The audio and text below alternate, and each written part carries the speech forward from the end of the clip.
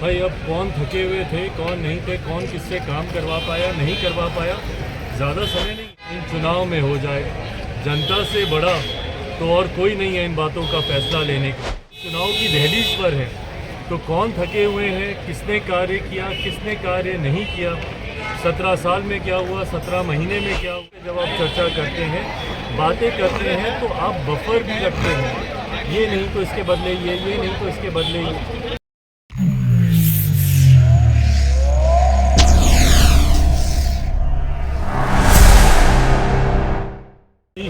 इस बात का अनुभव होगा कि पिछले 17 महीनों में उनकी सरकार ने क्या किया और जनता के बीच वो अपनी बातों को कितना पहुंचा पाए। इस यात्रा से उनकी भी समझ में ये बातें आएंगी। पर कहा जा रहा है कि नीतीश कुमार थके हुए मुख्यमंत्री हैं, जो काम नहीं हो रहा था तेजस्वी यादव वो उनसे करवाया। भाई अब कौन थके हुए थे, कौन नहीं थे, कौन किससे काम करवा पाया, नहीं करवा पाया, ज़्यादा समय नहीं है। चुनाव अब लगभग सर पर ही है। इन तमाम बातों का आकलन इन चुनाव में हो जाए। जनता से बड़ा तो और कोई नहीं है इन बातों का फैसला लेने के लिए। तो जब हम लोग चुनाव की दहलीज पर हैं तो कौन थके हुए हैं, किसने कार्य किया, किसने कार्य नहीं किया, 17 साल में क्या हुआ, 17 महीने में क्या हुआ, 35 सालों में क्या हुआ, क्या नहीं हुआ, इन तमाम बातों का आकलन जनता के द्वारा इसकी समीक्षा की जाएगी और परिणाम भी जल्द सामने आ ही जाएंगे। आपने 11 प्रभारियों की सूची जारी की है, क्या ये डायरेक्टली मैसेज है एनडीए और बीजेपी को? Of course not. किस बात का मैसेज देना है कि 11 सीटों पे आपको? Of course not. ये 11 वो सीटें हैं जो डेफिनेटली, देखिए जब आप नेगोशिएशंस करते हैं, जब आप सीट शेयरिंग पे जब आप चर्चा करते हैं, बातें करते हैं तो आप बफर भी रखते हैं, ये नहीं तो इसके बदले ये नहीं तो इसके बदले ये। समीकरण के हिसाब से कई ऐसी सीटें हैं जो आपको लगता है आपके जनाधार के हिसाब से, आपके संगठन के हिसाब से, जो आपको लगता है कि समीकरण जिसमें आप चुनाव लड़ रहे हैं उसमें वो सीटें आपके खाते में आ सकती हैं, या जो सीटें हैं अगर अदला बदली होती है तो कौन सी आ सकती है। और ये तो अभी 11 की ही बात है, बाकी की भी जितनी सीटें हैं 40 के 40 सीटों हम लोगों के लोकसभा हम लोग के चुनाव प्रभारी उन लोकसभा में जाएंगे।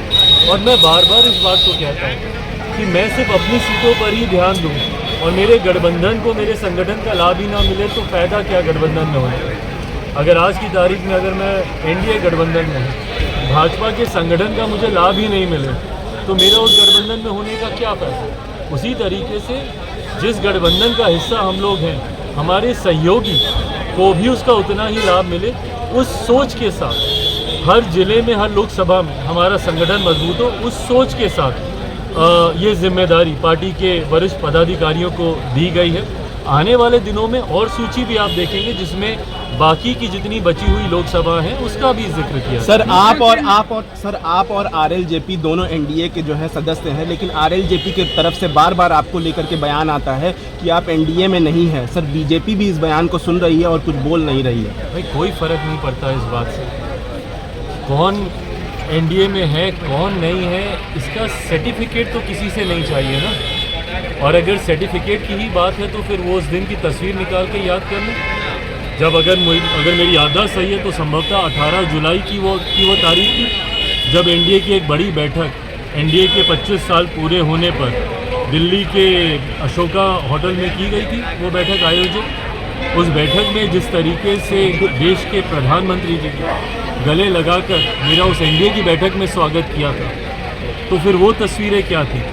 या तो वो तस्वीरें गलत थी या अब जो कहा जा रहा है वो गलत है।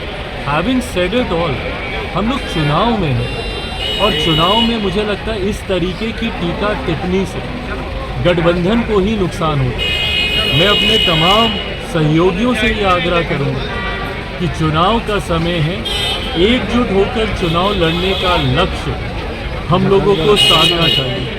जनता की बातों को लेकर, जनता के भविष्य को लेकर मैं बिहार फर्स्ट, बिहारी फर्स्ट को लेकर चुनाव में जाऊंगा। ऐसे में मैं चाहता हूं कि बाकी के भी सहयोगी दल एक दूसरे पे टीका टिप्पणी करके गठबंधन के माहौल को ख़राब करने से बहुत बेहतर है बड़ी सोच रखें, बड़ा दिल रखें, उम्र में भी आप बड़े हैं, बड़ी नीयत के साथ गठबंधन के हित में कार्य करने का प्रयास करें, ना कि गठबंधन को नुकसान पहुंचाएं। हाजीपुर की जनता अपने चिराग का बेसब्री से इंतजार कर रही है। हाँ? हाजीपुर की जनता अपने बेसब्री से अपने चिराग का इंतजार कर रही है। क्या इस बार कहाँ से चुनाव होगा?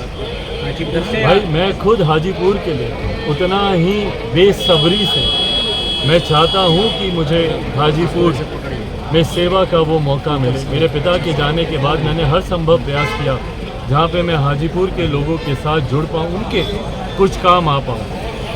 पुनः मैं दोहराता हूं, ये गठबंधन के भीतर लिए जाने वाले फैसले हैं। मैं गठबंधन की मर्यादा को तोड़ूंगा अगर मैं अंदर की कोई भी बात को पहले सार्वजनिक करूं, गठबंधन के भीतर एक आम राय बनने से पहले।